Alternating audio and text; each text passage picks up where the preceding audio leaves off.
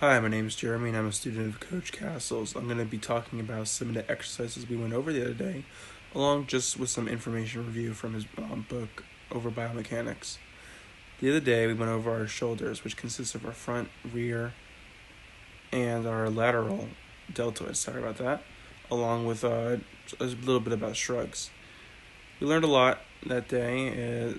Specific things about angles were included for things like shrugs, where we had to keep a 10-degree rotation on our torso, so our arms and our muscles connecting to our spine, neck area, everything that consists of the muscles that are used to lift those shrugs are being isolated and not being assisted by any of the deltoids at all.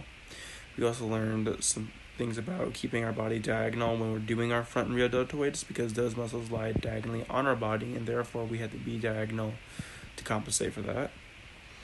And just some other interesting things along with our lateral raises, where you can't exceed a certain point in your lift or you'll be switching to muscle specifically. And on that note, you can't turn your forearm in certain situations and you can't move your arm back and forth. It really does mess up with the lift, and it makes for inaccuracies and it makes for mistakes. In the chapters, we just saw examples of class 1, 2, and 3 levers and how they're implemented in different parts of the body. And chapter 2 went over specifics about inefficiency and why we need to isolate muscles specifically to avoid risk and injury.